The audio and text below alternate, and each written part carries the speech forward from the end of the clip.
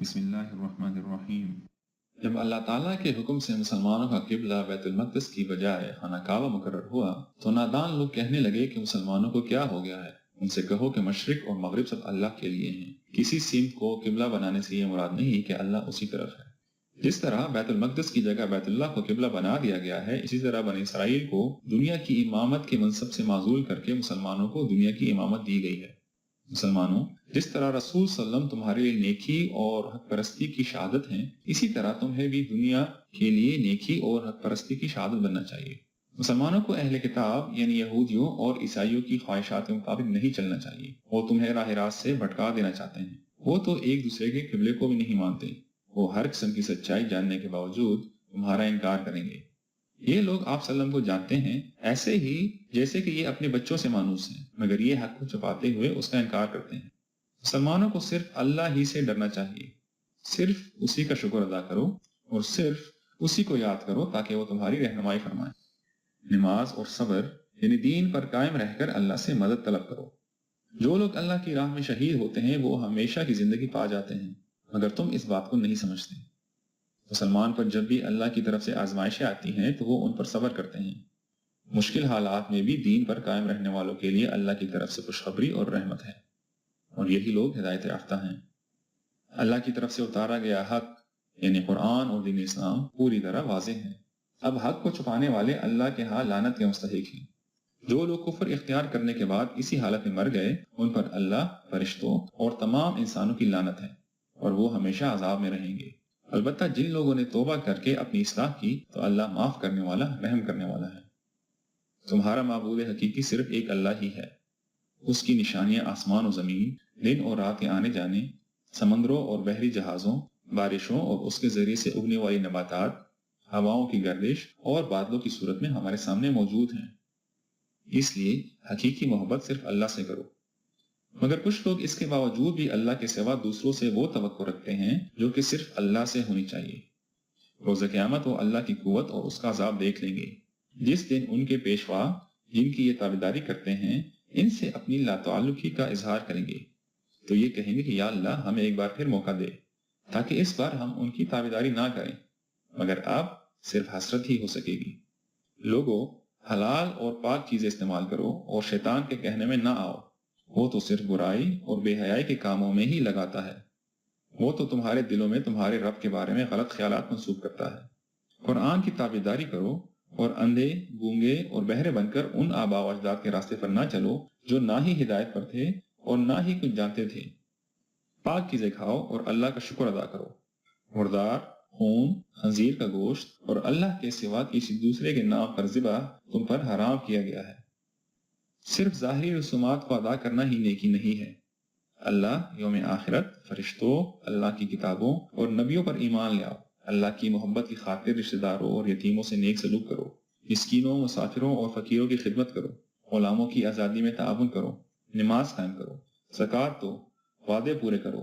تنگی اور مصیبت اور حق و باطل کی جنگ میں ہمت کا مظاہرہ کر کے سیدھے راستے پر ڈٹے رہو۔ قصاص کے بارے میں اللہ کا حکم یہ ہے کہ جس نے قتل کیا ہو اسی سے بدلہ لیا جائے۔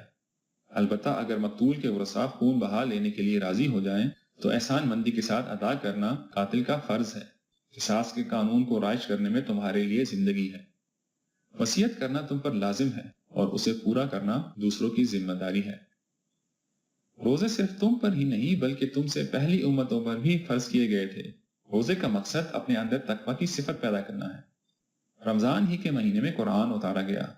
یہ وہ کتاب ہے جو انسانوں کے لیے ہدایت کا ذریعہ، سیدھا راستہ دکھانے والی اور حق اور باطل میں تمیز کرنے والی تعلیمات پر مشتمل ہے۔ رب تعالیٰ بہت قریب ہے، وہ دعا کرنے والے کی دعا قبول کرتا ہے۔ جو اسے پکارے اور اس کے حکموں کو مانے تو اسے ہدایت سے نوازتا ہے۔ رمضان میں ہونے والی تربیت کا اثر اپنے کاروبار میں بھی دکھاؤ اور لوگوں کے مال ناجائز طور پر نہ کھاؤ۔ حاکموں کو رشوت دے کر ناجائز فائدہ اٹھانے کی کوشش نہ کرو۔ اللہ کی راہ میں ان لوگوں سے جہاد کرو جو تم سے لڑتے ہیں، مگر زیادتی نہ کرنا۔ ان کو نکالو جہاں سے انہوں نے تم کو نکالا ہے، اس لیے کہ قتل کرنا اگرچہ برا ہے مگر فتنہ کرنا اس سے بھی برا فعل ہے۔ اس لیے فتنے کے سدباب کے لیے لڑائی جاری رکھو حتیٰ کہ اللہ کا دین ہی ہر جگہ پر غالب آ جائے۔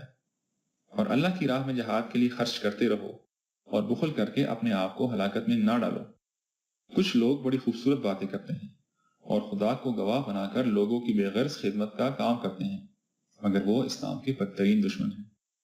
اور جب کسی ایسے شخص کو اختیار اور اقتدار ملتا ہے تو اس کی ساری دوڑ دھوپ زمین میں فساد پھیلانے، کھیتوں کو غارت کرنے اور نسل انسانی کو تباہ کرنے کی ہوتی ہے، حالانکہ اللہ فساد کو پسند نہیں کرتا۔ جب ایسے شخص سے خوف خدا کا کہا جاتا ہے تو اپنی عزت کی خاطر وہ گناہ پر جم جاتا ہے، ایسے شخص کے لیے جہنم ہی ہے۔ اے مسلمانوں، اسلام کو پوری طرح اختیار کرو اور شیطان کی پیروی نہ کرو، وہ تو تمہارا کھلا دشمن ہے۔ آج کافر اپنی عارضی دولت اور اقتدار کے نشے میں مست ہیں اور ایمان والوں کا مذاق اڑاتے ہیں، مگر آخرت میں تو اعلیٰ مقام متقیوں کا ہی ہوگا۔ ہاں، دنیا کا رزق تو اللہ جسے چاہے بے حساب دیتا ہے۔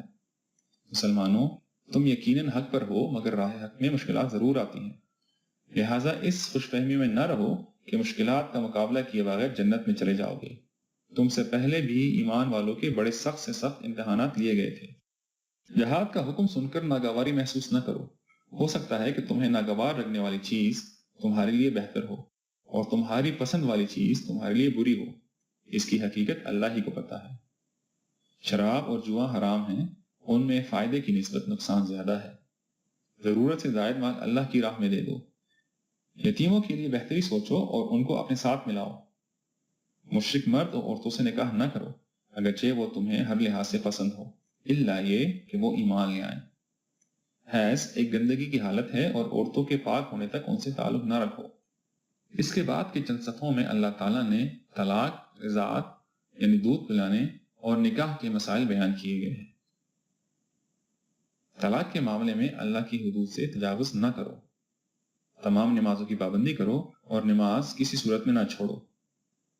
بنی اسرائیل کے ایک گروہ کا وہ واقعہ بھی یاد کرو جب وہ ایک بڑی تعداد میں ہونے کے باوجود دشمن کے مقابلے میں بھاگ کھڑے ہوئے اور اپنے ہاتھوں اپنے لیے اخلاقی اور سیاسی موت اختیار کر لی۔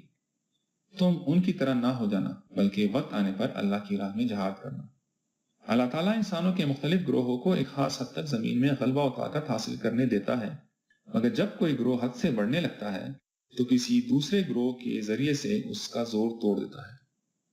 اللہ تعالیٰ سے دعا ہے کہ مسلمانوں کے گروہ کو باقی گروہوں پر غلبہ عطا فرمائے۔ آمین۔